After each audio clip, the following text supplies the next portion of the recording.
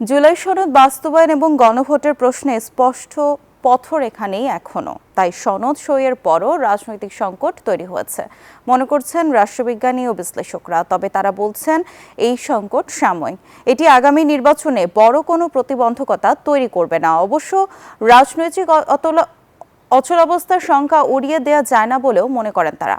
বিস্তারিত শাহ আলী জয়ের প্রতিবেদনে। নানা নাটকীয়তা আর দিনভর উত্তেজনার মধ্য দিয়ে 17 অক্টোবর সই হয় জুলাই জাতীয় সনদ। দেশের রাজনীতিতে সক্রিয় প্রায় সব দলের স্বাক্ষর করা এই সনদ রাজনীতিতে নতুন বাঁক বদল আনবে নাকি ভবিষ্যতে নতুন কোনো সংকট তৈরি করবে, এমন প্রশ্ন উঠে আসছে।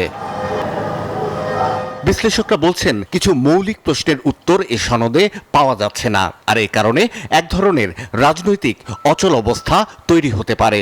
হঠাৎ করে এভাবে পৃথিবীর কোনো দেশে এইভাবে সনদ হয় না।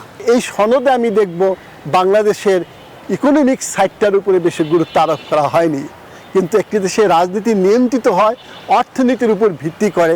যদি আপনি যে নোট অফ ডিসেন্ট আছে সেগুলো সহ যদি আপনি গণভোট করার চেষ্টা করেন তাহলে এক ধরনের রিয়াকশন হবে, সেগুলো বাদ দিয়ে যদি আপনি গণভোট করার সিদ্ধান্ত নেন তাহলে আরেক ধরনের রিয়াকশন হবে। এখন কোন পাথওয়েটা আমরা বেছে নিচ্ছি এই বিষয়ে আমরা এখন পর্যন্ত কোনো ঐক্যমত্যও পাইনি, কোনো দিক নির্দেশনাও পাইনি। জুলাই আন্দোলন থেকে উঠে আসা দল এনসিপি সই করেনি জুলাই সনদে। রাষ্ট্র সংস্কারের পক্ষে যাদের দেখা গেছে সবচেয়ে সোচ্চার ভূমিকায়, তাদের এমন অবস্থান ভবিষ্যতের জন্য রাজনৈতিক কৌশল বলে মনে করেন কেউ কেউ।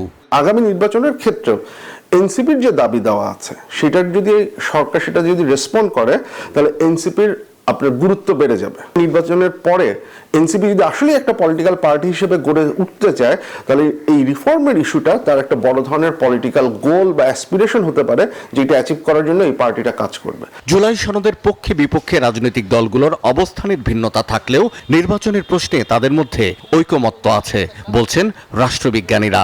নির্বাচনটার সাথে কিন্তু আমার দেশীয় অ্যাক্টররা যেমন জড়িত, ইন্টারন্যাশনাল অ্যাক্টরও জড়িত। আমার মনে হয় নির্বাচনটার উপরে বেশি কনসার্ন করা হবে মার্কিন যুক্তরাষ্ট্রের ভূমিকাটা কী হয়। কেননা মার্কিন যুক্তরাষ্ট্রের ফোকাস কিন্তু সাউথ এশিয়াতে এখন বাংলাদেশ, কারণ তারা বাংলাদেশকে ভারতের চোখে দেখবে না, তারা বাংলাদেশকে নিজের আলোয় দেখবে। বিএনপিকে অসন্তুষ্ট করা হবে এরকম কোনো কিছু আমরা এখন পর্যন্ত দেখতে পাচ্ছি না। এবং সেহেতু নির্বাচনের প্রতি বিএনপির কমিটমেন্ট আছে। জামাত আসলে জুলাই সনদকে এটা যতটা না তার কাছে একটা রিফর্মের এজেন্ডা, তার চাইতে বেশি হচ্ছে একটা পলিটিক্যাল এজেন্ডা, যেইটাকে ব্যবহার করে সে আসলে প্রশাসনে কোথায় নিয়োগ হবে না হবে, নির্বাচনকালীন সময়ে কি ধরনের প্রশাসনিক ব্যবস্থা দাঁড়াবে, পুলিশি ব্যবস্থা দাঁড়াবে, সেটার একটা আউটলাইন সে করছে। বান্ডেল থাকলে প্রতি সেনমানিতে টাকা বাঁচবে।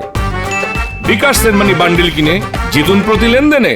বিশ্লেষকরা বলছেন সনদ প্রণয়নে বিশেষজ্ঞদের সঙ্গে অংশ নিয়েছিল শুধু রাজনৈতিক দলগুলো, যেখানে সাধারণ মানুষের অংশগ্রহণ ছিল না।